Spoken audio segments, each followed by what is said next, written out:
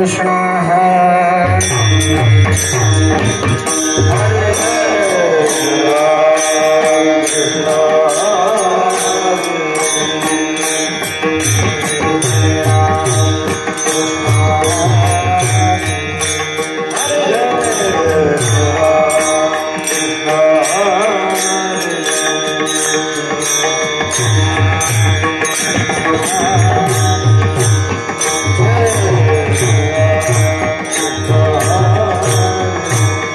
Hare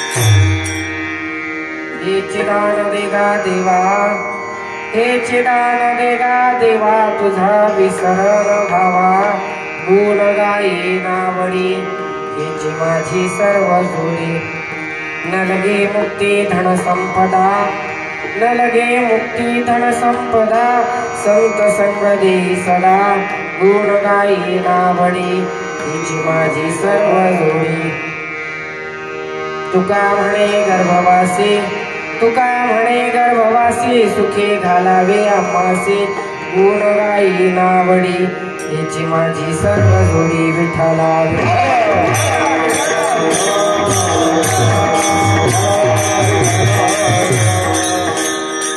हेची दान देगा देवा तुझा विसरण हवा गुण गाई नावडी हेची माझी सर्व जोडी महायोग फिटे तटे भीमरथ्याम वरं पुंडरीकाय दातुं मुनीन्द्रैः समागत्य तिष्ठन्तमानं गन्धं परब्रह्मलिङ्गं भजे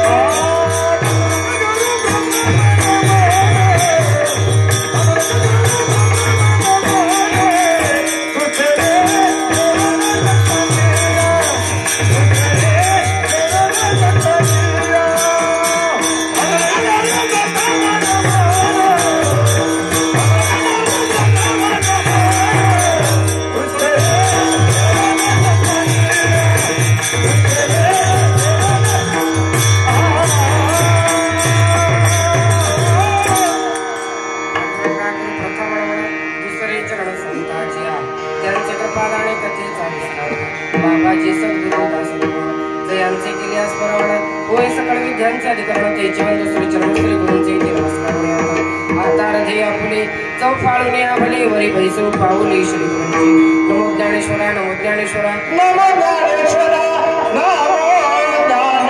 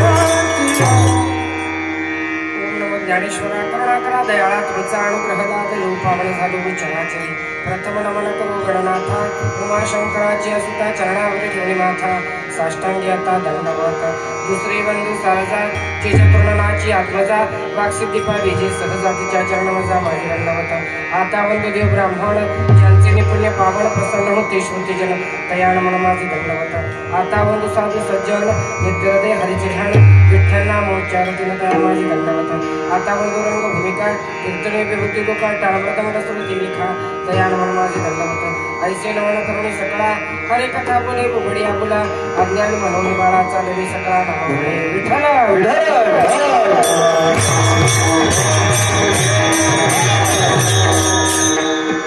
हिची दान देगा देवा तुझा विसरण भावा गुण गाई नावडी हिची माझी सर्व जोडी प्रस्तुत प्राप्त प्रसंगी प्रभूच्या आणि इथे जमलेल्या भक्त सज्जनांच्या किंबहुना कीर्तन रूपी सेवेकरिता उपस्थित केलेला जो अभंग आहे तो अभंग जगद्वंद्य जगद्गुरु श्री संत देहू निवासी सदैव वैकुंठवासी सकळ वैष्णव संप्रदायाचे चक्रवर्ती असे असणारे जगद्गुरु तुकोबाराय यांचा 4 चरणाचा उत्कृष्ट असा मागणीपर प्रकरणातील अभंग सेवेसाठी उपस्थित केला आहे विठ्ठला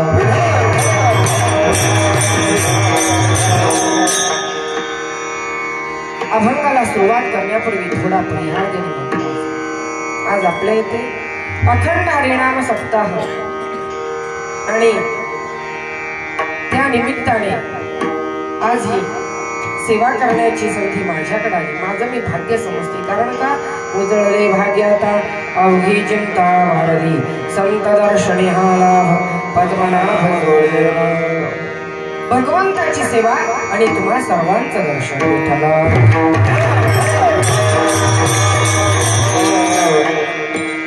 हिची दान देगा देवा तुझा विसरण व्हावा गुण गाई नावडी हिची माझी सर्व जोडी अभंग जगद्गुरु तुकोबारायांचा अभंग मागणीपर प्रकरणातील घेण्याचं कारण आज शेवटचा दिवस आणि शेवटचा दिवस म्हणजे कीर्तनकार हा बांधील असतो एक तर पहिल्या दिवशी ज्यावेळेस सप्ताह चालू होतो त्या पहिल्या दिवशी कीर्तनकार बांधील शेवटच्या दिवशी आणि उद्या काल्याचा दिवस असे 3 दिवस बांधील असतात म्हणजे त्या व्यतिरिक्त काही बोलायचं नाही पहिल्या दिवशी फक्त नामपर प्रकरणातील अभंग म्हणजे भगवंताचं नामस्मरण का करायचं किंवा भगवंताचं नामस्मरण केल्याचा काय फायदा होतो हे पहिल्या दिवशी सांगायचं आणि आज जर शेवटच्या दिवशी सांगितलं ना किंवा उद्या काल्याच्या दिवशी जर सांगितलं ना अहो तुम्ही भगवंताचं नामस्मरण करा भगवंताचं नामस्मरण केल्याने हा फायदा होतो तो फायदा होतो हे जर उद्या सांगितलं तर ते तुम्हाला जमणार नाही कारण का लोक म्हणते महाराज आता काय तुम्ही आम्हाला हे सांगू नका की नामस्मरण का करायचं, कारण आजचा दिवस काल्याचा आहे. आता तुम्ही काला करा आणि हाला, म्हणजे काला आणि हाला. विठ्ठल विठ्ठल.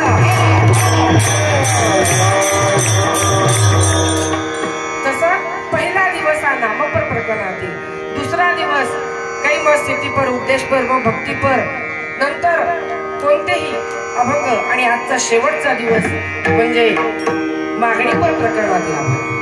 म्हणजे आपण 7 दिवस भगवंताची सेवा करीत आहे आणि ती सेवा करीत असताना काहीतरी भगवंताकडे त्या सेवेचं फळ म्हणून काहीतरी मागायचं. म्हणून आज हा मागणीचा दिवस आणि त्या सेवेचं फळ आपल्याला उद्या मिळणार काल्याच्या प्रसादाने. तो उद्या काल्याचा दिवस, आज मागणीचा दिवस, भगवंताकडे काहीतरी मागायचं. म्हणून अभंग ही तुकोबारायांचा आहे. तुकोबारायांचा अभंग मागणीपर प्रकरणात आहे. या तुकोबारायाने ग्रंथ रचना करीत असताना किंवा अभंग रचना करीत असताना तुकोबारायाने अनेक प्रकारचे अभंग लिहिले. मग त्यामध्ये काही मागणीपर असो, काही स्थितीपर असो, काही उपदेशपर असो, किंवा काही नामपर प्रकरणातील असो, गौरवणीपर प्रकरणातील असो, असे अनेक अभंग तुकोबारायाने केले. पण त्या तुकोबारायाने एवढे अभंग केले, अभंग करण्याचं कारण काय? काय अधिकार त्या तुकोबारायांचा? का तुकोबारायाने एवढे अभंग केले असतात? पहा, काही वारकरी लोक पंढरपूरला गेलेले आणि पंढरपूरला वारकरी लोक गेले असताना चंद्रभागेकाठी स्नान केलं, पुंडलिक रायाचं दर्शन घेतलं, पांडुरंगाचं दर्शन घेतलं, रुक्मिणी आईसाहेबांचं दर्शन घेतलं आणि वारकरी लोक बसलेली आहे. झालं, एकादशी झाली, द्वादशीचं पारणं झालं. झाल्यानंतर वारकरी लोक बसलेले चंद्रभागेकाठी आणि चंद्रभागेकाठी बसले असताना त्यामध्ये चर्चा चालू झाली. चर्चा तुमच्या सामान्यासारखी चर्चा नव्हती ती, कारण संतांची चर्चा वेगळी असते, तुम्हा सामान्यांची चर्चा वेगळी असते. त्यांची चर्चा चालू होती आणि चर्चा चालू असताना विषय निघाला. म्हटले का हो, कोणी भगवंताचं चरित्र यापूर्वी वर्णन केलेलं आहे का, असा विषय निघाला. तेव्हा एक जण म्हणाले, हो, भगवंताचं चरित्र वर्णन केलं. कोणी वर्णन केलं तर सांगतात की वाल्मिकी शतकोटी ग्रंथ केला. कुणी केलं? वाल्मिकीने शतकोटी श्लोकामध्ये भगवंताचं चरित्र वर्णन केलं. सर्व संत मंडळी बसले होते, नामदेवरायही बसले होते. नामदेवरायांना वाईट वाटलं. दुसऱ्याचं चांगलं पाहून का नाही, दुसऱ्याचं जर चांगलं झालं ना तर आपल्याला वाईट वाटत असतं, परंतु संतांचं तसं नाही. नामदेवरायांना वाईट वाटलं. का वाईट वाटलं? म्हटले, अरे वाल्मिकी शतकोटी ग्रंथ केला, त्या वाल्मिकीने शतकोटी श्लोकामध्ये भगवंताचं चरित्र वर्णन केलं. एवढा काय अधिकार आहे त्या वाल्मिकाचा? विचार जर करायला गेलो ना तर पूर्वी त्या वाल्ह्याकोळ्याचं, त्या वाल्मिकीचं जर चरित्र पाहिलं तर तो वाल्ह्याकोळी नावाने प्रसिद्ध होता. दरोडेखोर, लुटमार करायचा. आणि असं असणारा वाल्मिक ऋषी वाल्ह्याकोळी, आणि त्याने शतकोटी श्लोकामध्ये भगवंताचं चरित्र वर्णन करावं. मग मी आयुष्याला येऊन काय केलं? नामदेवराय म्हणतात, वृथा मी आयुष्य गमाविले, मी वृथा मी आयुष्य गमाविले, मी व्यर्थ आयुष्य माझं आतापर्यंत गमावलं. तो मी काय केलं? नामदेवरायांना वाईट वाटलं. नामदेवराय भगवंताकडे गेले आणि म्हणाले, भगवंता, अरे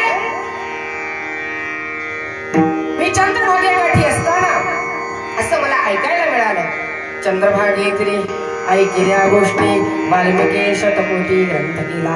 अरे भगवंता, मी चंद्रभागेकाठी असं ऐकलं की वाल्मिकीने शतकोटी श्लोकामध्ये भगवंताचं चरित्र वर्णन केलं, प्रभू रामचंद्राचं चरित्र वर्णन केलं. मग भगवंत म्हणाले, काय झालं? नाही भगवंता, तो वाल्ह्याकोळी, त्या वाल्ह्याकोळ्याचा काय अधिकार? लुटमार असणारा, दरोडेखोर असणारा वाल्ह्याकोळी, त्याने शतकोटी श्लोकामध्ये तुझं चरित्र वर्णन करावं, एवढा अधिकार आहे त्याचा. मग मी आयुष्याला येऊन काय केलं? भगवंता, माझाही एक कोण आहे, शतकोटी तुझे करीना भंग, म्हणे पांडुरंग ऐकणाऱ्या. अरे भगवंता, नामदेवराय म्हणतात, मी काय करेन? शतकोटी तुझे करीना भंग, म्हणे पांडुरंग ऐकणाऱ्या. भगवंता, माझाही एक कोण आहे, मी शतकोटी तुझे अभंग करीन. तेव्हा भगवंत म्हणतात अरे नामदेवा जमणार नाही. का जमणार नाही भगवंता? त्या वाढल्या कोळ्याला जमू शकलं आणि मला का जमणार नाही?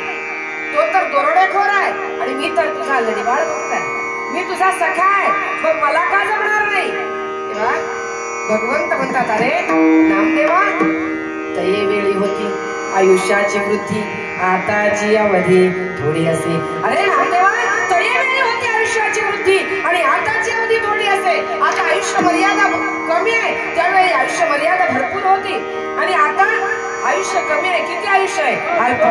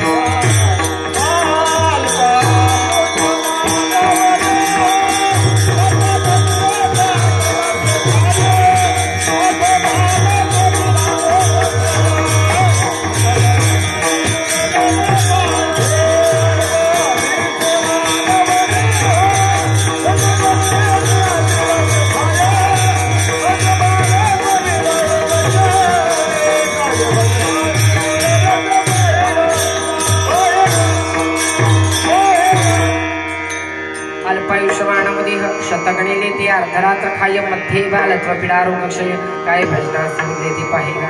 अरे नामदेवा आताच आयुष्य मर्यादा कमी आहे, क्षणाभंगोर नाही भरोसा, क्षणाचा सुद्धा भरोसा नाही नामदेवा. मग कसं काय होणार? नामदेवराय म्हणतात भगवंता मला माहिती नाही, मी पण केला ना आणि नाही पूर्ण झाला तर काय करेन? जिव्हा उतरेन तुझं पुढे, मी जिव्हा उतरेन तुझं पुढे भगवंता, मी तुझे शतकोटी अभंग करीन. भगवंत चिंतेत पडले आणि चिंतेत असताना भगवंत चंद्रभागेकाठी फिरत आहे, विचार करत आहे. म्हणते अरे भगवंत म्हणतात नामदेवाने पण केला तो पण पूर्ण झाला पाहिजे, कारण का त्याचे माझ्यावर फार ऋण आहे, तो पण पूर्ण झाला पाहिजे. आता कसा तो पण पूर्ण करून घ्यायचा? भगवंत चिंतेत आहे. मग काय केलं भगवंताने? सरस्वती मातेला आवाहन केलं. भगवंताच्या आज्ञेप्रमाणे सरस्वती माता आली. आल्याबरोबर भगवंत म्हणाले सरस्वती मातेला की तुम्ही जाऊन नामदेवाच्या जिभेवर बसा. सारजेसी सांगे भीमाती हरे बैसजी भेवरी नामयाच्या. हो नामदेवराय सांगतात, भगवंत सांगतात नामदेवाच्या जिभेवर जाऊन बसा. सरस्वती माता म्हणते भगवंता नामदेवाच्या का सांगता? तुमच्या सांगा ना, तुमच्या जिभेवर बसते. नाही, कारण त्याने शतकोटी तुझे अभंग करीन असा पण केलेला आहे आणि तो पण पूर्ण झाला पाहिजे. मग तुम्ही त्यांच्या जिभेवर जाऊन बसा, कारण का त्याचे माझ्यावर फार ऋण आहे, तो पण पूर्ण केलाच पाहिजे. ठीक आहे. भगवंताच्या आज्ञेप्रमाणे सरस्वती माता नामदेवाच्या जिभेवर जाऊन बसली आणि बसल्याबरोबर अभंग रचना करायला सुरुवात झाली. स्वतः भगवंत बसले. सांगतात की नाम हाती वांगोली हवया बैसेली हवया पांडुरंगा. स्वतः भगवंत लिहायला बसले. सर्व नामदेवरायांचा गोतावळा बोलवला. नारा विठा गोंदा महादा जनाबाई आणि स्वतः भगवंत नामदेवराय सर्वजण अभंग रचना करायला सुरुवात. अभंग रचना करीत असताना 96 कोटी पूर्ण झाले आणि आयुष्य मर्यादा संपली नामदेवरायांची.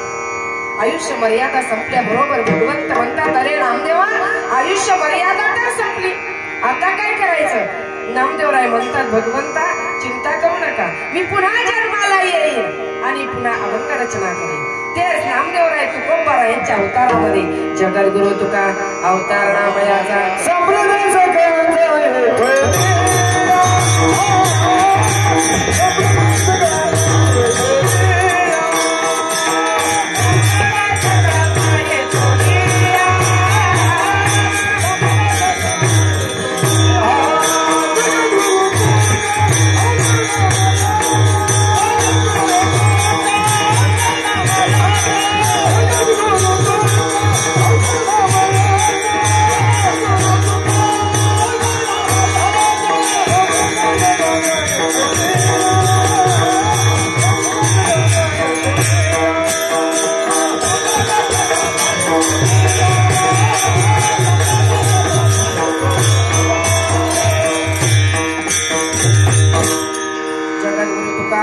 अवतार नामयाचा संप्रदाय सकळांचा हे थोड्या हो मग नामदेवराय तेच तुकोबारायांच्या अवतारामध्ये आणि भगवंताच्या आज्ञेप्रमाणे पुन्हा तुकोबारायांनी अभंग रचना करायला सुरुवात केली. त्या तुकोबारायांचा आज सेवेसाठी घेतलेला अभंग मागणीपर प्रकरणात अभंग तुकोबारायांचा आहे. मागणीपर प्रकरणातील अभंग आहे. या अभंगामध्ये तुकोबाराय देवाकडे मागणी मागतात. पण विचार जर करायला गेलो ना तर इथं सांगतात की मागत आहेत ते संत कसले आणि संत आहेत मग ते मागतीलच कसे. बरोबर. पण या अभंगामध्ये तुकोबाराय भगवंताकडे मागणी मागतात. पण विचार जर करायला गेलो ना तर एकीकडे तुकोबाराय सांगतात की काही मागणी हे आम्हानुचित वडिलांची रीत. तुकोबाराय सांगतात एकीकडे काही मागणी आम्हानुचित वडिलांची रीत जाणत असो आम्ही भगवंताकडे काही मागत नाही. तुकोबाराय सांगतात आणि या अभंगामध्ये तर तुकोबाराय देवाकडे मागणी करतात. किंवा जर अभंग जर गाथेमध्ये जर पाहिले ना बरेचसेच अभंग तुकोबारायचे मागणीपर प्रकरणातील आहे. मग एकीकडे सांगतात आम्ही भगवंताकडे काही मागत नाही आणि एकीकडे तर तुकोबाराय भगवंताकडे मागणी मागतात. हे कसं बरोबर ना. हो कारण वडिलांची रीत जाणत असो. उदाहरणार्थ पहा तुकोबारायचे वडील बोल्होबा दरवर्षी पंढरपूरच्या वारीला जात असत. दरवर्षी पंढरपूरच्या वारीला आणि भगवंताकडे गेल्यानंतर खाली मान घालून दर्शन घेत असत. भगवंतही खाली मान घालून असत. कारण का सेवेचं ऋण. कारण भगवंताकडे काही मागितलं नव्हतं. आणि एकदा कणकाई माता म्हणाल्या का हो तुम्ही दरवर्षी पंढरपूरच्या वारीला जाता मला असं वाटतं की मीही येऊ का यावर्षी. बोल्होबा म्हणाले या परंतु भगवंताकडे काही मागायचं नाही. कणकाई माता म्हणाल्या मी आपली आज्ञा कशी मोडेल मी काही मागणार नाही. ठीक आहे. दोघे जण वारीला गेले. बोल्होबा आणि कणकाई माता गेल्या बरोबर पंढरपुरामध्ये गेले. चंद्रभागेकाठी स्नान केलं. पुंडलिक रायाचं दर्शन घेतलं आणि दर्शन वारीला लागलं. पहिल्यांदा बोल्होबा गेले. गाभाऱ्यामध्ये गेले. भगवंताचं खाली मान घालून दर्शन घेतलं आणि बाहेर आले. पुन्हा कणकाई माता गेल्या. भगवंताचं दर्शन घेतलं. स्वतः भगवंतानी विचारलं काही पाहिजे का. तेव्हा कणकाई माता म्हणाले अद्याप तूच पवित्र नाही. भगवंताने आशीर्वाद दिला जा मुलगा होईल. या दोघांच्या संभाषणामध्ये वेळ गेला. तोपर्यंत इकडे बोल्होबा यांचं कान धरून उडी मारून दर्शन झालं. लोटांगण घातलं. गरुड खांबाला मिठी दिली. जे पंढरपूरला गेले असतील ना त्यांना माहितीये की कान धरून उडी मारून काय दर्शन घ्यायचं किंवा लोटांगण काय घालायचं गरुड खांब काय हे जे पंढरपूरला गेले त्यांना माहिती असेल. मग एवढं सर्व झालं आणि बोल्होबा बसलेले आहे. कणकाई माता बाहेर आल्या. बोल्होबाने पाहिलं चेहऱ्याकडे. पाहिल्या बरोबर हसतमुख आहे. बोल्होबा म्हणतात नक्कीच काहीतरी मागितलेलं असतं. बोल्होबा म्हणाले काही मागितलं का. कणकाई माता म्हणाल्या मी आपली आज्ञा कशी मोडेल मी काही मागितलं नाही. मग स्वतः भगवंताने आपल्या तोंडून विचारलं की काही पाहिजे का. मग मी अद्याप मुके नाही. माझं शल्य होतं ते सांगितलं. भगवंताने आशीर्वाद दिला जा मुलगा होईल. आणि मी बाहेर आले. बोल्होबा म्हणाले ठीक आहे परंतु पुन्हा दर्शन वारीला जा. भगवंताचं दर्शन घ्या आणि भगवंताला सांगा भगवंता असा पुत्र जन्माला घाल तुझी वारी करणारा तुझं नामस्मरण करणारा पुत्र जन्माला घाल देवा नाहीतर मी वाहन जायचे बरं. ऐसा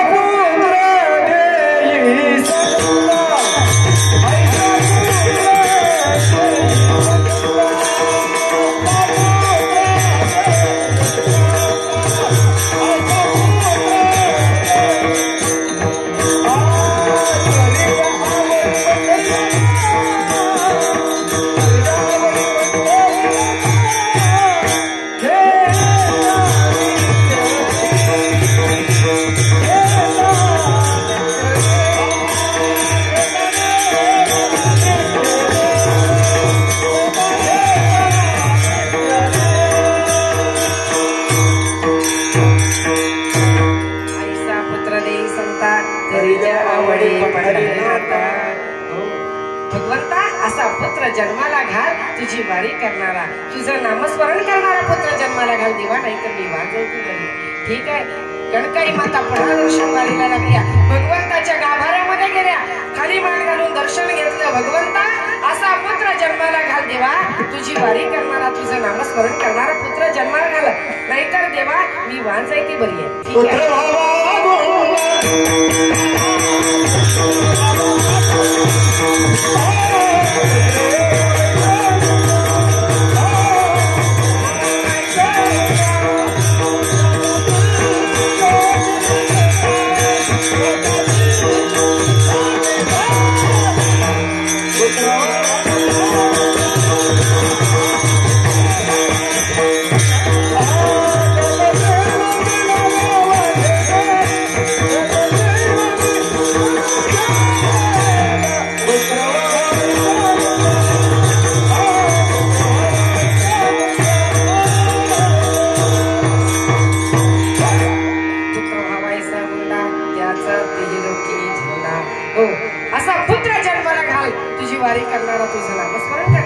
जन्माला घाल देवा, नाही तर मी वांजाय बरी.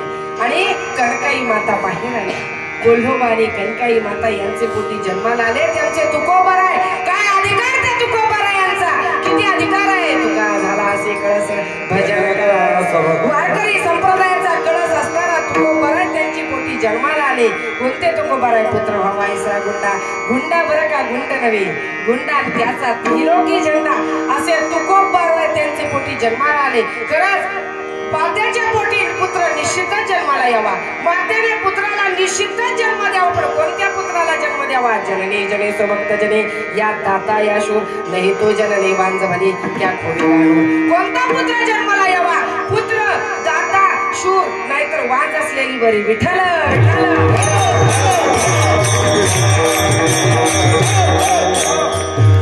सांगतात असे तुकोबर आहे त्यांच्या पोटी जन्माला आले. मग सांगा की तुकोबर एका ठिकाणी म्हणतात की आम्ही वडिलांची रीत जाणत असो, आणि एका ठिकाणी तुकोबर आहे भगवंताकडे मागणी मागतात. हे कसं काय? तुकोबर आहे देवाकडे मागणी मागतात. तुकोबर आहे दर्शनाला गेले, आणि दर्शनाला पंढरपूरला गेल्यानंतर स्वतः भगवंतांनी विचारलं काही पाहिजे का? तुकोबर आहे म्हणतात भगवंता मला काही नको, काही नको, नाही काहीतरी मागा.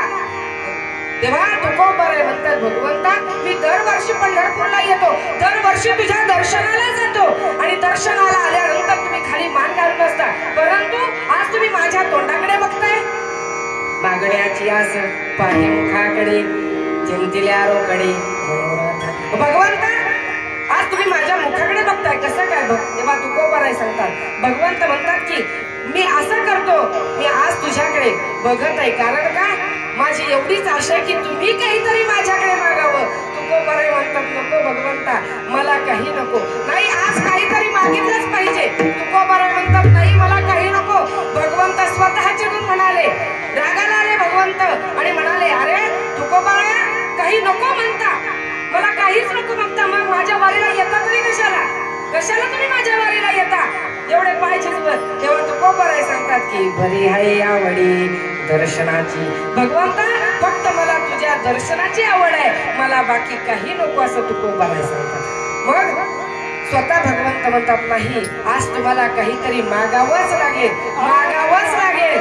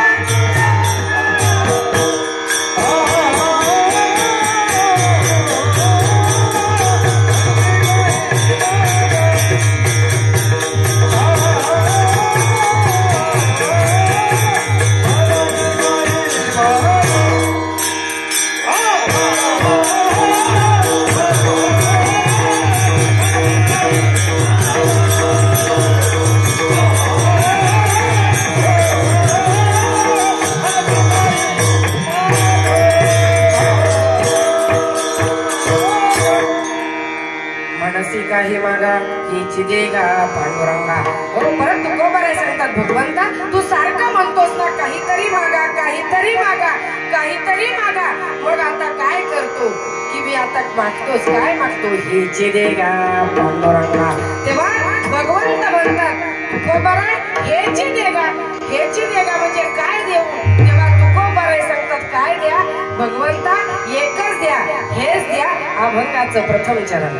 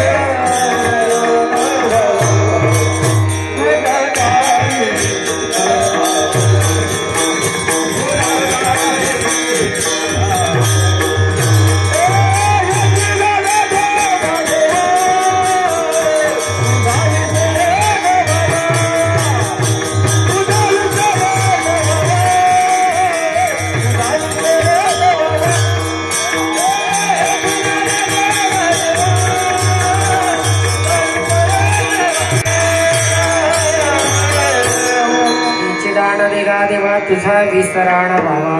भगवंता मग काय करा तर मला हेच द्या काय द्या हेची दान भिगा देवा. हो तुकोबाराय भगवंताकडे दानाची मागणी करतात. तुकोबाराय भगवंताकडे दानाची मागणी करतात म्हणजे भगवंत ही दानशूर असला पाहिजे बरोबर ना. कारण दान देणाराही तसा असावा लागतो आणि मागणाराही तसा असावा लागतो बरोबर ना. मागणाराही त्या पात्रतेचा असावा आणि देणाराही त्या योग्यतेचा असावा लागतो. मागणारे तर संत आहे आणि देणारा स्वतः भगवंत आहे. हा मागणाराही त्या पात्रतेचा. नाहीतर राजाची स्वारी चाललेली आहे आणि स्वारी चालली असताना रस्त्याच्या कडेला एक गृहस्थ बसलेला आहे. बसला असताना राजाची स्वारी चाललेली आहे. राजे साहेबांनी प्रधानजीला बोलवले आणि प्रधानजीला सांगितलं प्रधानजी तो समोर जो गृहस्थ बसलेला आहे ना तो दीनवान चेहरा करून बसलेला आहे त्याला जरा विचारून या काही पाहिजे का. तेव्हा प्रधानजी गेले आणि त्या गृहस्थाकडे गेले म्हणाले अहो आमचे राजेसाहेब प्रसन्न आहेत तुमच्यावर आणि त्यांची स्वारी चाललेली आहे. राजेसाहेब म्हणतात तुम्हाला काही पाहिजे का ते मागा. तुम्ही असं केविलवाणा चेहरा करून बसलेले आहात. राजेसाहेबांना बघवलं नाही म्हणून त्यांनी मला पाठवलं. म्हटलं तुम्हाला काही पाहिजे का. तेव्हा तो गृहस्थ म्हणतो अहो माझ्याकडे सर्व काही आहे. माझ्याकडे तंबाखू आहे पण या तंबाखूला चुना नाही तेवढा चुना द्या. म्हणजे राजा जरी प्रसन्न झाला तरी काय मागावं याची अक्कल नाही. विचार करा. म्हणजे मागणाराही त्या पात्रतेचा. एकदा काय झालं एका खेडेगावामध्ये दोघं जण शेजारी राहणारे होते आणि त्याने काय करायचं एकाने एक गाडी घेतली की दुसरा दोन गाड्या घ्यायचा. एकाने एक बंगला बांधला की दुसरा दोन बंगले बांधायचे. म्हणजे दोघांचा डाव एकमेकाचं एकमेकाला बघवत नव्हतं. असे ग्रस्त. एकदा काय झालं तो ग्रस्त एक सकाळी उठल्याबरोबर त्याने स्नान संध्या आपलं कर्म आटोपलं. भगवान शंकराचं मंदिर जवळच होतं. गेला आणि भगवान शंकराच्या मंदिरात जाऊन भगवान शंकराची उपासना करीत बसला. दुसरा शेजारचा उठला. त्याने उठल्याबरोबर आपलं स्नान संध्या कर्म आटोपल्यानंतर बाहेर आला. म्हटलं शेजाऱ्याने काय केलं ते आता पाहूया. आजचा नेमका त्याचा काय क्रम आहे. गेला पाहिलं तर तो गृहस्थ घरात नाही. घरातील लोकांना विचारलं म्हटलं का हो तुमचे गृहस्थ कुठे गेले. म्हटले ते गेले मंदिरामध्ये भगवान शंकराची उपासना करत. म्हटले असं. त्याने विचार केला की हा भगवान शंकराच्या मंदिरात उपासना करीत बसला म्हणजे आपल्यापेक्षा नक्की काहीतरी मागणार जास्त. म्हणून गेला आणि हा जाऊन त्याची पुढे बसला. दोघं जण भगवान शंकराची उपासना करीत आहे, पण भगवान शंकर हे भोळं दैवत मग लगेच प्रसन्न झालं. प्रसन्न झाल्याबरोबर पहिला जो ग्रस्त बसला होता ना त्याला भगवान शंकर म्हणाले, का हो मी तुमची उपासना पाहून मी तुमच्यावर प्रसन्न नाही, काही पाहिजे ते मागा. त्याने डोळे उघडले, पाहतो तर आपला शत्रू समोर बसलाय. म्हटला देवा, तो समोर जो ग्रस्त बसलाय त्याला काही पाहिजे ते द्या, नंतर मी मागतो. भगवान शंकर त्याच्याकडे गेले, म्हटले काही पाहिजे ते मागा, मी आपला प्रसन्न आहे. तो ग्रस्त म्हणाला, भगवंता तो ग्रस्त मागे बसलाय ना, तो माझ्या आधी बसलाय, त्याला काय पाहिजे ते नंतर मी मागतो. भगवान शंकर पुन्हा त्याच्याकडे गेले आणि म्हणाले, काही पाहिजे ते माग, नाही तर मी जातो. त्या ग्रस्ताने विचार केला, म्हटला काय मागावं, आणि आपण जर मागितलं आणि त्याने जर नंतर आपल्यापेक्षा दुप्पट मागितलं तर काय फायदा. विचार केला, विचार केल्यानंतर म्हणाले, हे भगवंता मला सर्व काही आहे, फक्त मला एकच द्या, ते म्हणजे माझा एक डोळा, एक हात आणि एक पाय गळून पडू द्या. भगवंताने तथास्तु म्हटलं. लगेच तात्काळ एक डोळा, एक हात, एक पाय गळून पडला. परत त्या ग्रस्ताकडे दुसरे आले, म्हटले अहो काही पाहिजे ते मागा, नाही तर मी जातो. त्या ग्रस्ताने विचार केला की काय मागावं. त्याने काही मागितलं आपणास कळण्यास मार्ग नाही, आणि आपण जर मागितलं त्याच्यापेक्षा जर कमी पडलं तर आपली उपासना फुकट जाईल. विचार केला आणि म्हटलं, भगवंता त्या ग्रस्ताने काही मागितलं ना त्याच्यापेक्षा मला दुप्पट द्या. लगेच याचे दोन डोळे, दोन हात, दोन पाय गळून पडले. म्हणजे सांगण्याचे तात्पर्य, अशा लोकांना जरी भगवंत जरी प्रसन्न झाले ना तरी काय मागावं याची बुद्धी नाही. मग मागणारे या अभंगामध्ये तुकोबर आहे, आणि तुकोबर आहे संत आहे. अभंगामध्ये मागणी मागतात आणि देणारा भगवंत आहे. तो भगवंत दानशूर आहे, पण दान देणाराही त्या पात्रतेचा असावा लागतो, बरोबर नाही.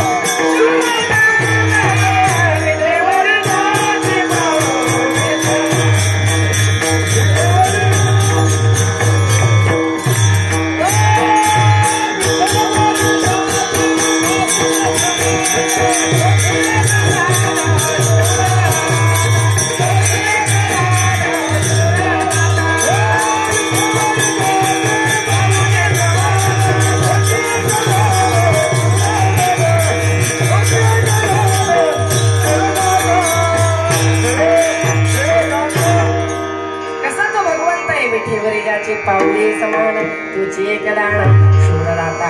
हो तो भगवंत कसा आहे, दानशूर आहे. सांगतात की दान देणारा एक तर स्वतंत्र असावा लागतो, दान देणारा एक तर उदार असावा लागतो, आणि दान देणारा एक तर श्रीमंत असावा लागतो. या तिन्ही गोष्टी त्याच्याकडे असाव्या लागतात, बरोबर ना.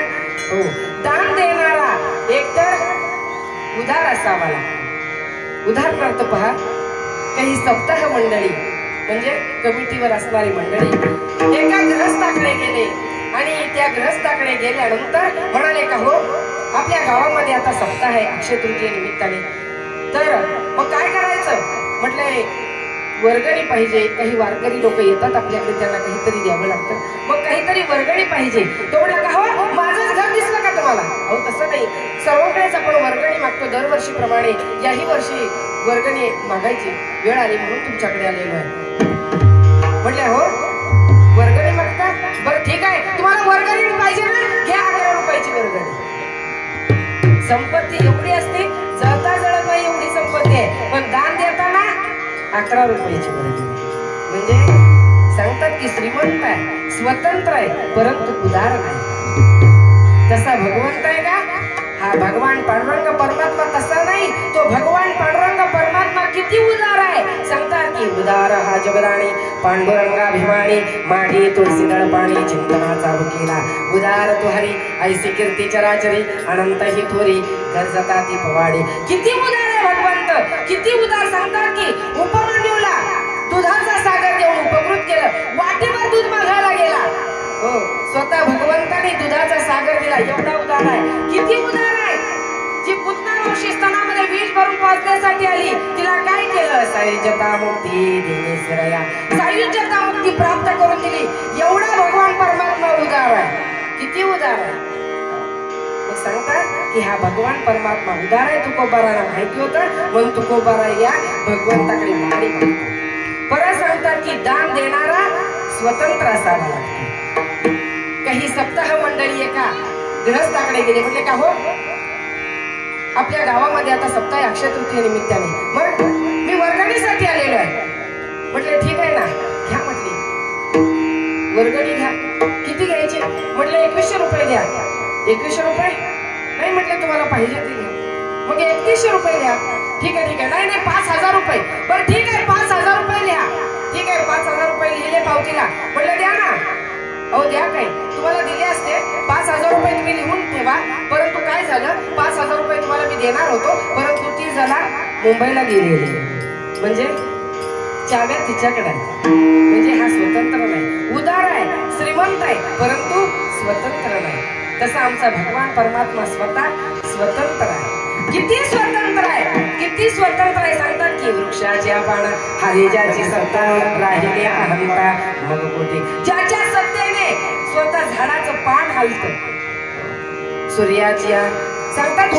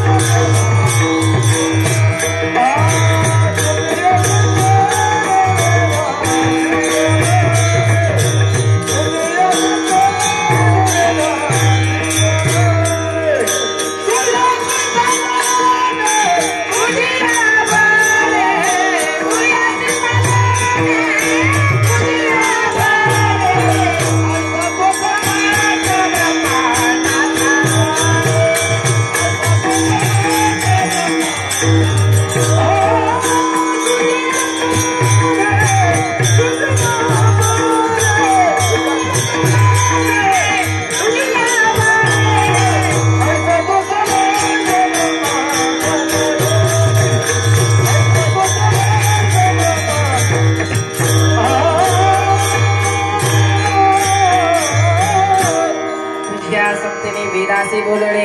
ज्याच्या सत्तेने वेद बोलतो, ज्याच्या सत्तेने सूर्य चालतो, ऐसा तो समर्थ ब्रह्मांडाचा धनी. असा ब्रह्मांडाचा धनी हा स्वतः भगवान पांडुरंग परमात्मा आहे. मग किती स्वतंत्र आहे सांगा, किती स्वतंत्र आहे. म्हणून सांगतात तुकोबारा या भगवंताकडे मागणी मागतात. पुन्हा सांगतात की दान देणारा एक तर श्रीमंत असावा.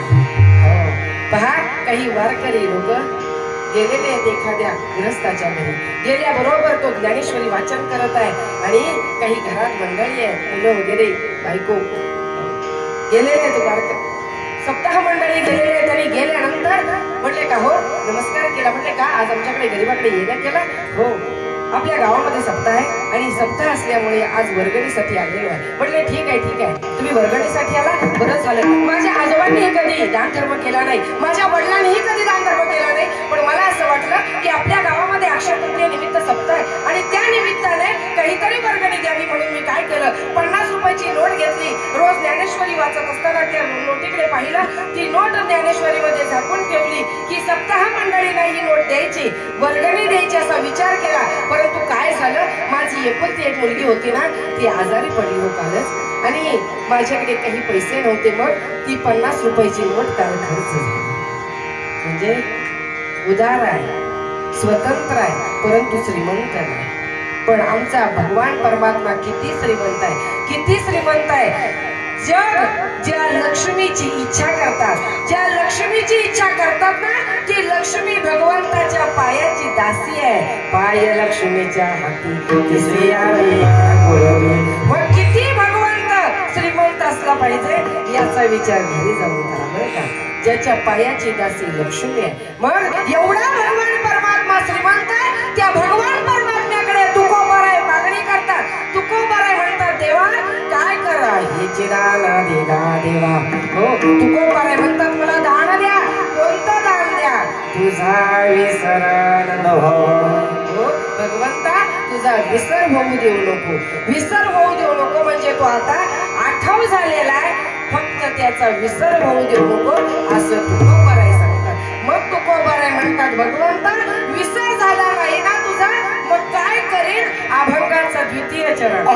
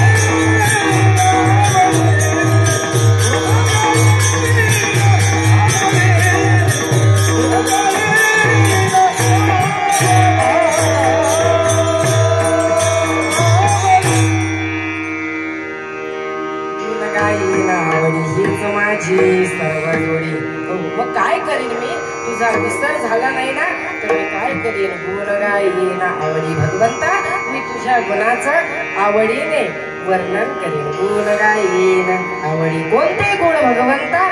सांगतात की ज्ञानेश्वरीमध्ये, ऐका यशस्वी औदार्य ज्ञान वैराग्य ऐश्वर्य हे साहे गुणवर्य वसती जेथे. कोणते गुण भगवंताचे? ऐका यशस्वी औदार्य ज्ञान वैराग्य आणि ऐश्वर्य, हे या गुणाचं मी भगवंता वर्णन करेन असं तुकोबाराय सांगतात. वर्णन करेन म्हणजे काय करेन? तर तुझं सतत मी नामस्मरण करेन. दिनरजनी हाची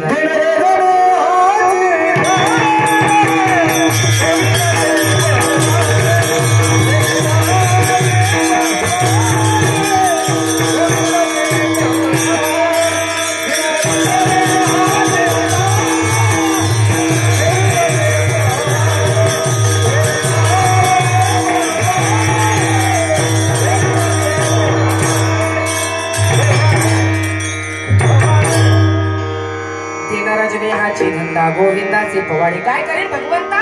तुझ्या गुणाचं वर्णन करेन, सतत तुझं तुझं नामस्मरण करेन, कारण भगवंता तुझं गुणगान करणं हेच माझं कर्तव्य आहे. कारण तुझं नामस्मरण करणं हेच माझं कर्तव्य आहे, कारण तुझ्या नामामध्ये एवढी ताकद आहे. किती ताकद आहे भगवंताच्या नामामध्ये, सांगतात पहा भगवंताच्या नामामध्ये किती ताकद आहे. अहो व्यवहारातील नामामध्ये एवढी ताकद आहे, भगवंताच्या नामामध्ये किती ताकद असेल सांगतात पहा. व्यवहारातील नामामध्ये एवढी ताकद. उदाहरणार्थ पहा, भोजराजाच्या पदरी कवी कालिदास गुरु संपन्न कवी होते. एकदा कवी कालिदास गुरु कोठे गेले कसे गेले पत्ता नाही आणि निघून गेले. कवी कालिदास गुरु निघून गेले. शेजारी गावातील पंडित भोजराजाकडे आले आणि म्हणाले, राजेसाहेब मला आपल्या गुरुशी वाद करायचा. भोजराजा म्हणतात, आमच्या गुरुशी वाद करायचा, पण आमचे गुरु कोठे गेले कसे गेले पत्ता नाही, निघून गेले, मग वाद कोणाशी करणार. नाही पंडितजी म्हटले, मला तुमच्या गुरुशी वाद करायचा आहे. पंडितजींनी आग्रह धरला. म्हटले ठीक आहे, मी तुम्हाला 8 दिवसांनी कळवतो. पंडितजी निघून गेले. भोजराजा चिंतेत आहे. आता कवी कालिदास गुरु कोठे गेले कसे गेले पत्ता नाही. पंडितांनी आग्रह धरला. आता काय करायचं, चिंतेत आहे भोजराजा. चिंतेत असताना रस्त्याने चाललेले ते का त्याच रस्त्याने गांगुतेली नावाचा गृहस्थ चाललेला. एक डोळा नसलेला, बाराबंदीत होतं, डोक्याला पगडी, हातामध्ये काठी, एका हातामध्ये दह्याचं गाडगं, एका हातामध्ये 7 भाकरी, वाटेमध्ये भूक लागली तर खाण्यासाठी, आणि असा एक डोळा नसलेला गांगुतेली त्याच रस्त्याने चाललेला. त्याने पाहिलं राजाकडे, भोजराजाकडे पाहिलं आणि गांगुतेली भोजराजाकडे आले. म्हणले, राजेसाहेब तुम्ही एवढे चिंतेत का, एवढं तुम्ही राजवैभव भोगत आहे आणि तुम्ही चिंतेत दिसता. म्हटलं कसं काय, कारण काय चिंतेचं. भोजराजा म्हणतात, अरे माझी चिंता तुला सांगून उपयोगाची आहे का.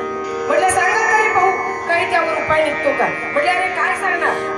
म्हटले शेजारी गावातील पंडितांनी आपल्या गुरुशी वाद करायचं ठरवलं. म्हटले मग आपले गुरु कोठे गेले कसे गेले पत्ता नाही, निघून गेले, मग वाद कोणाशी करणार. म्हटले एवढंच ना, तुम्ही पंडितजींना जाऊन सांगा, जरी कवी कालिदास जरी नसले ना तरी कवी कालिदासाचे गुरु आपल्या बरोबर वाद करण्यास तयार होते. म्हटले अरे कवी कालिदासच नाही, कवी कालिदासाचे गुरु कोण होणार.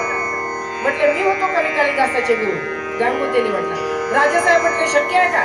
म्हटले शक्य आहे, तुम्ही सांगा तरी. म्हटले ठीक आहे. एका बाजूला मोठी खुर्ची ठेवलेली आहे पंडितजींना बसण्यासाठी, एका बाजूला मोठी खुर्ची ठेवलेली आहे गांगुतेलीला म्हणजे कवी कालिदासाच्या गुरुला बसण्यासाठी. पुढे भोजराजा समाज बसलेला आहे. भोजराजाने इशारा केला. म्हटले चालू दे, तुमच्या दोघांचा वाद सुरू झालं. दोघांचा वाद सुरू झाला. भोजराजाच्या आज्ञेप्रमाणे पंडितजींनी काय केलं, एक बोट वरती केलं. कवी कालिदासाच्या गुरुने काय केलं, 2 बोट वरती केली. पंडितजींनी काय केलं, 5 बोट वरती केली. कवी कालिदासाच्या गुरुने मुठ वरती केली. पंडितजींनी काय केलं, 7 बोट वरती केली. कवी कालिदासाच्या गुरुने 7 बोट वरती करून मध्ये आडवी रेषा ओढली. पंडितजींनी काय केलं, इशारा केला. कवी कालिदासाच्या गुरुने दह्याचं गाडगं पुढे केलं. वाद संपला. पंडितजी म्हटले मी हारलो. शेवटी ते कवी कालिदासाचे गुरु, ते जिंकणारच, ते जिंकलेली मी हारलो. भोजराजाला आनंद झाला. भोजराजाने कवी कालिदासाच्या गुरुची म्हणजे गांगुतेलीची मिरवणूक काढली आणि भोजराजा पंडितजीकडे आले आणि म्हणाले, पंडितजी तुम्ही दोघांनी वाद केला, परंतु तो आम्हा सामान्यांना कळाला नाही, त्याचं जरा स्पष्टीकरण द्यावं. स्पष्टीकरण देतो. पंडितजी म्हणतात, मी काय केलं, 1 बोट वरती केलं. सांगितलं या जगामध्ये एक ब्रह्म आहे. तुमच्या कवी कालिदासाच्या गुरुने 2 बोट वरती करून सांगितलं, नुसतं ब्रह्म नाही त्याबरोबर माया आहे हे सांगण्यासाठी 2 बोट वरती केली. नंतर मी काय केलं, 5 बोट वरती केली. सांगितलं पंचमहाभूत आहेत पण या देहामध्ये या जगामध्ये एकत्र नांदतात हे सांगण्यासाठी मुठ वरती केली. नंतर मी 7 बोट वरती केली. सांगितलं या जगामध्ये 7 समुद्र आहेत. तुमच्या कवी कालिदासाच्या गुरुने 7 बोट वरती करून मध्ये आडवी रेषा ओढली. सांगितलं 7 समुद्र आहे पण मध्ये मेरू पर्वत आहे. नंतर मी इशारा केला. म्हटले मेरू पर्वत आहे पण तो कुठे आहे. तुमच्या कवी कालिदासाच्या गुरुने दह्याचं गाडगं पुढे केलं. सांगितलं दधी समुद्राजवळ आहे. वाद संपला. ते जिंकले आणि मी हारलो. भोजराजाने पंडितजींची बोलवण केली आणि भोजराजा गांगुतेलीकडे आले. म्हटले अरे तू एवढं शास्त्र कुठे शिकला. गांगुतेली म्हणला, राजेसाहेब शास्त्र पुस्तक कुठे काय, उत्तर मग गमत दिली पण थट्ट बसली. म्हटलं कसं काय. म्हटलं त्यांनी काय केलं, पंडितजींनी 1 बोट वरती केलं. मला असं वाटलं माझा एकच डोळा ते फोडतात की काय. मी म्हटलं आमच्या राज्यामध्ये येऊन दादागिरी करता की काय. तुमच्या दोन्हीच्या दोन्ही डोळे पुढे म्हणून 2 बोट वरती केली. नंतर त्यांनी चपराक वरती केली. मला असं वाटलं माझ्या कानाखाली देतात की काय. मी म्हटलं आमच्या राज्यामध्ये येऊन दादागिरी करता की काय. तुम्हाला एका तिथंच खाली बसवेल म्हणून ती मूठ वरती केली. नंतर त्यांनी 7 बोट वरती केली. मला असं वाटलं ते म्हणतात 7 भाकरी खातोस की काय. मी म्हटलं हो 7च खातो, पण सकाळी 3:30 आणि संध्याकाळी 3:30 हे सांगण्यासाठी 7 बोट वरती करून मध्ये आडवी दिशा. नंतर त्यांनी इशारा केला. मला असं वाटलं ते म्हणतात कशा बरोबर खातोस. मी दह्याचं गाडी पुढे केलं, सांगितलं दह्या बरोबर खातो. वाद संपला, ते हारले आणि मी जिंकलो. विठ्ठल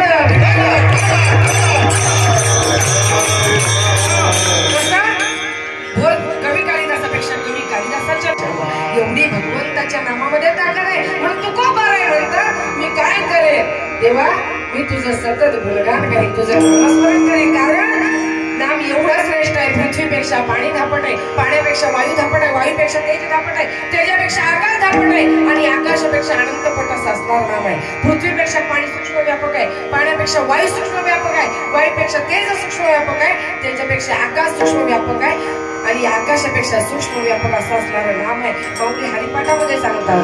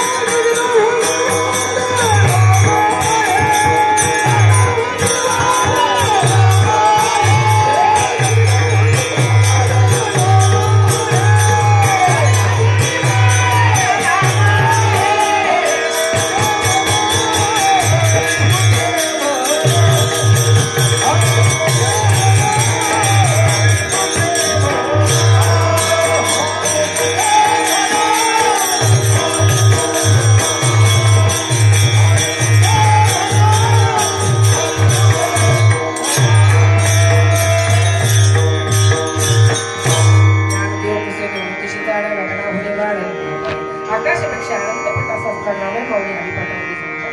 म्हणून तू को बाळे म्हणतात देवा मी काय करेन तुझ्या गुणांचं वर्णन बोल गायेना आणि मग हेच माझी सर्व जोडी, हेच माझं कर्तव्य असेल असं तू को बाळे सांगतो. मग भगवंत तू को बाळे म्हणतात. तू को बाळे तुम्ही माझ्याकडे मागितलं, परंतु माझंच मागितलं, मला पाहिजे ते मागितलं. काय मागितलं? तू को बाळे माझा विसर होऊ देऊ नको म्हणता तुम्ही, माझ्या गुणांचं वर्णन करता तुम्ही असं म्हणतात. मग हे तर तुम्ही माझं मागितलं, परंतु तुम्ही तर प्रापंचिक समजाय. मग तुम्ही प्रपंचातलं काहीतरी मागा ना, धन मागा आणि परमार्थातलं काहीतरी मागा, नाही तर मुक्ती मागा. तू को बाळे म्हणतात मला काही नको, मुक्ती नको, धन नको, संपदा नको, काही नको. अभंगाचं तृतीय चरण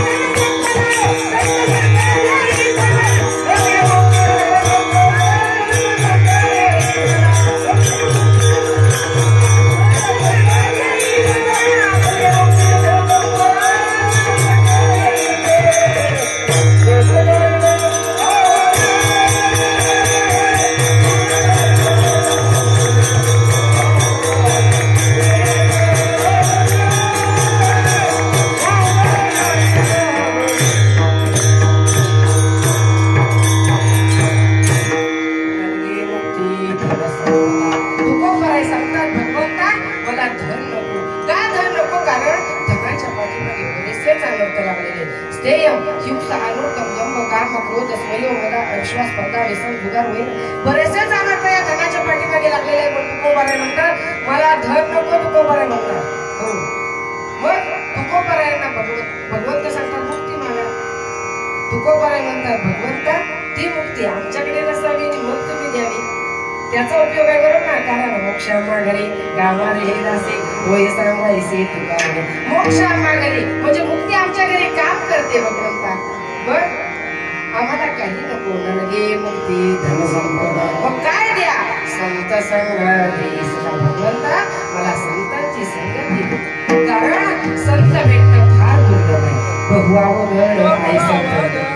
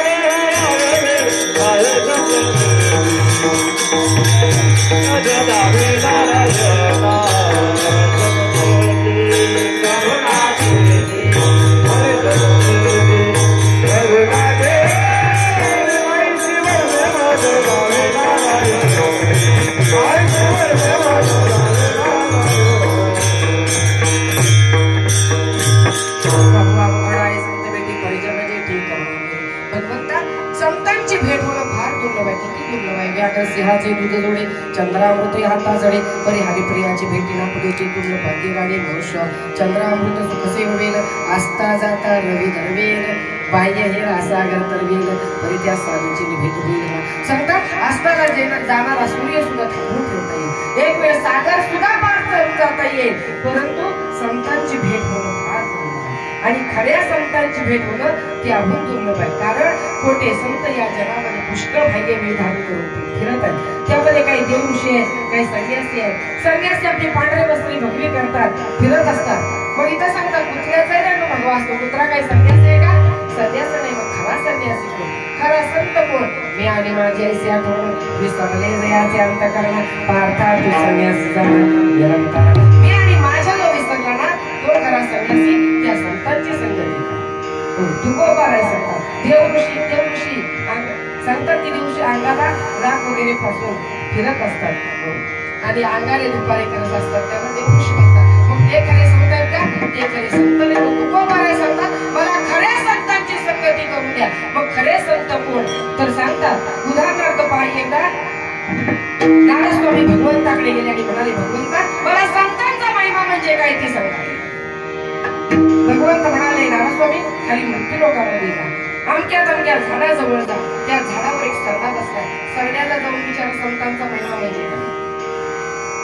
नारदस्वामी म्हणाले भगवंता सरड्याला काय कळतो संतांचा महिमा? नाही तुम्ही खाली जा मृत्यू लोकामध्ये. भगवंताच्या आज्ञेप्रमाणे नारदस्वामी मृत्यू लोकामध्ये आले. त्या झाडाजवळ गेले. सरड्याने जसं नारदस्वामींना पाहिलं तसं येऊन नारदस्वामींच्या पायापाशी जीव दिला. परत नारदस्वामी भगवंताकडे म्हणले भगवंता सगळ्या संतांचा महिमा म्हणजे काय? तुम्ही खाली मृत्यू लोकामध्ये जा. अमक्या तमक्या झाडावर एक पोपट बसलाय. पोपटाला जाऊन विचार संतांचं महिमा. परत नारदस्वामी मृत्यू लोकामध्ये त्या झाडाजवळ गेले. पोपटाने जसं नारदस्वामींना पाहिलं तसं येऊन नारदस्वामींच्या पायापाशी जीव दिला. परत नारदस्वामी भगवंता म्हटले भगवंता सांगा संतांचा महिमा म्हणजे काय? म्हटले त्या पोपटाने येऊन पायापाशी जीव दिला. म्हटले खाली मृत्यू लोकामध्ये जा. एका राजवाड्यात जा आणि त्या राजाला राजकुमार झालाय. त्या राजकुमाराला विचारा संतांचा महिमा म्हणजे काय? नारदस्वामी म्हणतात भगवंता बरोबर बोलतच. पहिल्यांदा विचारायला लावलं सरड्याला. सरड्याने येऊन पायापाशी जीव दिला. नंतर विचारायला लावलं पोपटाला. पोपटाने येऊन पायापाशी जीव दिला. आणि आता विचारायला लावतो राजकुमाराला. राजकुमाराने जर येऊन पायापाशी जीव दिला तर राजा मोकळा सोडेल का? फाशी दिल्याशिवाय सोडणार नाही ना. सांगा भगवंता संतांचा महिमा म्हणजे काय? तुम्हाला जर येत असेल ना तर तसं सांगा. मला येत नाही पण येत असेल तर खरं सांगा. भगवंत म्हणाले जा नारदस्वामी मी तुमच्या पाठीशी. भगवंत भक्ताच्या पाठीमागे पुढे आहे मागे पुढे वा राहीचा मागे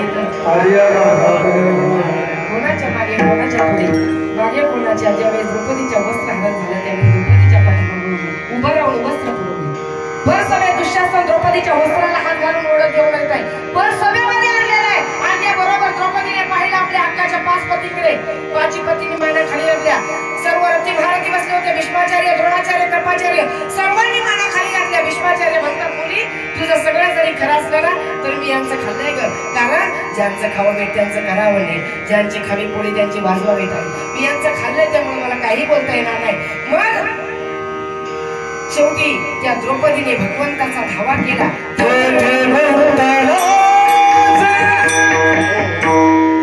ते प्रमाण तिथं बसत नाही तुम्हाला सांगतो भगवंताचा धावा केला धावा केल्याबरोबर तेवढ्या वेळेत देव धावून आले आणि काय झालं कौरवे पांचाळे सभे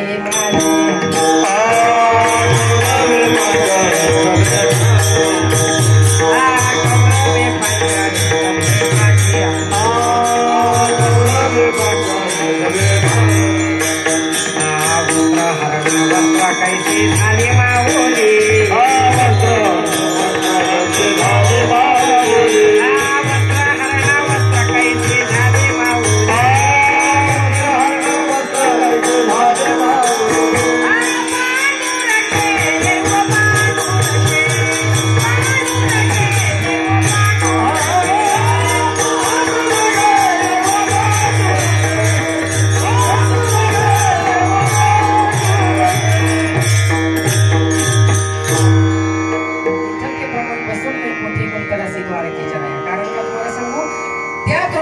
आणि पांडवांनी बऱ्याच वेळा भगवंताची विनवणी केली तुम्ही जर श्रीमद भागवत वाचलं ना तुम्हाला कळेल बरं काय कारण मी श्रीमद भागवत वर्ष केली आणि कुठं कुठं काय काय उपासना केली आणि काय काय मागितलं त्या प्रत्येक वेळेचा तो प्रसंग आहे आणि प्रत्येक वेळेला वेगवेगळी प्रमाण आहे आणि इथं वस्त्रहरणाचा हे प्रसंग आहे मग वस्त्रहरण वस्त्र कैसी झाली माऊली ज्यावेळी द्रौपदीने भगवंताला हाक मारली तेवढ्या वेळेस देव धावून आले आणि काय झालं वस्त्र पुरवली स्वतः भगवंत नेसती लुगडी झाली वस्त्रहरण वस्त्र कैसी झाली सांगा मग हे प्रमाणित असतं कौरवे पांचाळे सभे माझे आलेले वस्त्रहरण वस्त्र कैसी झाली मागे पुरवून वस्त्र पुरवली पुढे कोणाच्या पायी पाठीशी घातला आपण पुढा राहिला किंवा ध्वजस्तंभावरी वाढवू तो मूर्तिवंत शंकरू सारथ्य शारंगाधरू अर्जुनेसी पुढे कोणाच्या अर्जुनाच्या पुढे वरून सारथ्यपण केलं सांगतात पहा युद्धापूर्वी भगवान श्रीकृष्णाने पुष्कळ सांगून पाहिले दुर्योधन ऐकत नाही शेवटी देवाचा नाईलाज झाला युद्ध ठरले युद्धाला मदत मागण्याकरता भगवान श्रीकृष्णाकडे मागण्याकरता मदत मागण्याकरता स्वतः अर्जुनाने दुर्योधन भगवान श्रीकृष्णाकडे गेले प्रथम दुर्योधन गेला उशाकडून बसला माग घालून अर्जुनाला पायाकडून बसला भगवंत सरळ उठून बसले म्हटले काय अर्जुना कधी आला दुर्योधन मागून म्हणतो देवा त्याच्या अगोदर मी आलो आहे भगवंत म्हणाले दुर्योधना मी प्रथम अर्जुनाला पाहिले पण असू दे तुम्ही दोघे कशा करता आले मला माहित आहे माझे प्रथम म्हणजे ऐकून घ्या नंतर कोणाला काही पाहिजे ते सांगा तेव्हा भगवंत म्हणाले हे पहा माझे 56 कोटी यादव सैन्य शस्त्र सामग्री सह राहतील एका बाजूने मी एकटा राहील ज्या बाजूने मी असेल त्या बाजूने मी युद्ध करणार नाही हातात शस्त्र धरणार नाही वाटल्यास युक्तीच्या 4 गोष्टी सांगेल बोल दुर्योधना तुला काय पाहिजे मनात विचार केला एकटा घेऊन काय उपयोग युद्ध करणार नाही म्हणतो हातात शस्त्र धरणार नाही म्हणतो युक्तीच्या 4 गोष्टी सांगेल त्या तरी खऱ्या सांगतो की खोट्या सांगतो त्यापेक्षा त्याचे 56 कोटी यादव सैन्य बरी मनात विचार करून म्हणाला देवा मला तुमचे सैन्य शस्त्र सामग्री द्या भगवंत म्हणाले काय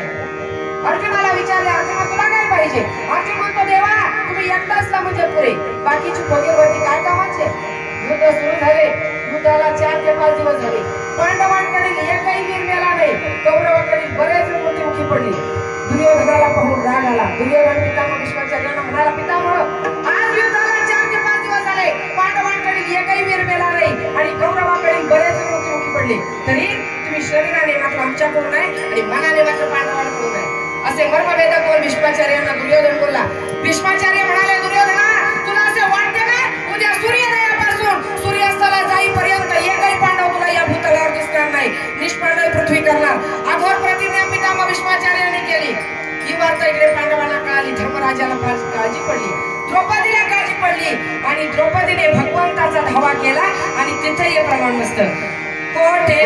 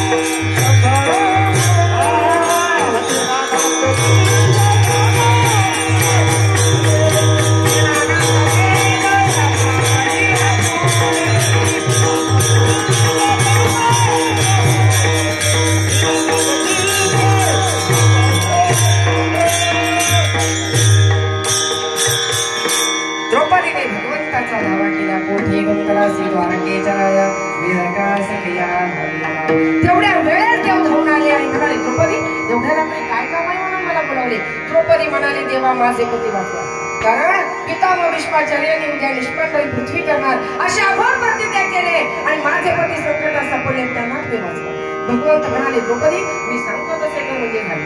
द्रौपदी म्हणाली देवा तुम्ही सांगा ते परंतु माझे पती वाचवा. तेवढ्या वेळेस भगवंताने द्रौपदीला आपल्या खांद्यावर घेतले, भीष्माचार्यांच्या पर्णकुटीजवळ नेले.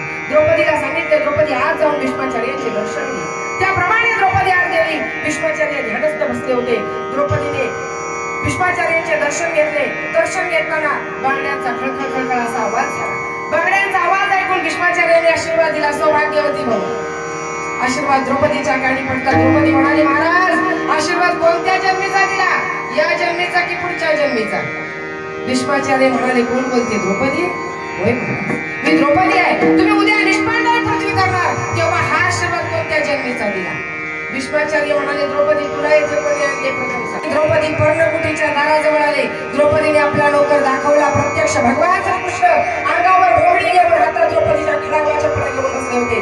भीष्माचार्याने अंगावरील घोंगडी काढली. पाहतात तर भगवान श्रीकृष्ण म्हणाले देवा माझ्यासारखं हजारो भीष्माचार्य होऊन गेले ना पांडवांचे काही वाकडे होणार नाही, कारण तुम्ही त्यांच्या पाठीशी.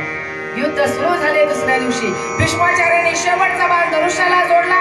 त्या बाणाने अर्जुन मरणार हे भगवंताच्या लक्षात आल्याबरोबर भगवंताने रथातून खाली उडी घेतली. हातात सुदर्शन चक्र घेऊन पितामह भीष्माचार्यांवर सोडणार. तेवढ्या भीष्माचार्याने हातातील बाण खाली ठेवला. वर हात करून भगवंताला विनवू लागले देवा देव असून युद्धापूर्वी केलेली प्रतिज्ञा धुळीस मिळवली. आता मला कुशल मारा, परंतु तुम्ही प्रतिज्ञा केली होती मी हातात शस्त्र धरणार नाही, युद्ध करणार नाही, तेव्हा ते सर्व मोडले. आता मला कुशल मारा.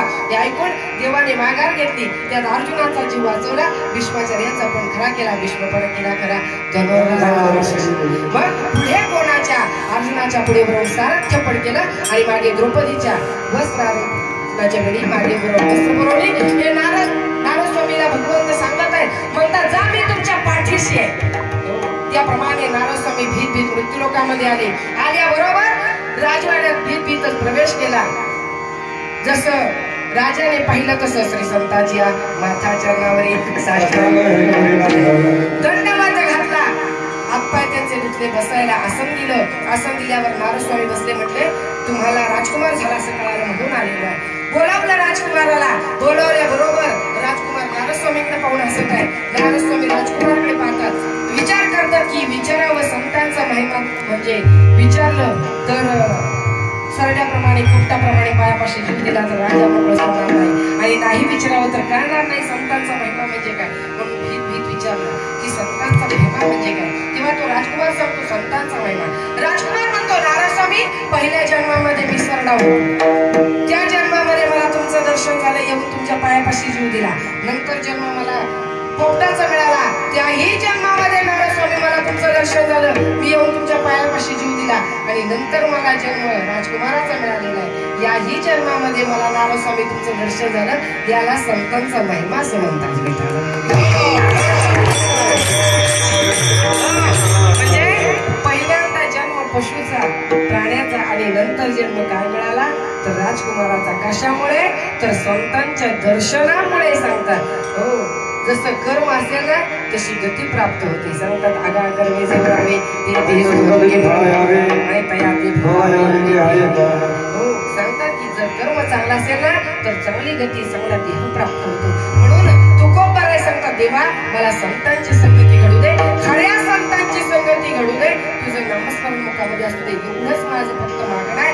सांगतात की नरके मुक्ती धन संपदा संत संगती सदा गुण गाई नावडी हीची माझी सर्व जोडी. म्हणून त्या भगवान परमात्म्याचं दर्शन करा, त्या भगवान परमात्म्याचं नामस्मरण करा. पण कोणत्या भगवंताचं तर एक असणारा पांडुरंग परमात्मा. एक गावे आम्ही विठोबाचे नाम अनेकापेका म्हणून किंवा आपला तू एक देव करून घ्यावा तेने विना जीवा सुख. एक असणारा पांडुरंग परमात्मा त्याचं नामस्मरण करा. म्हणून त्याचंच नामस्मरण करू. विठोबा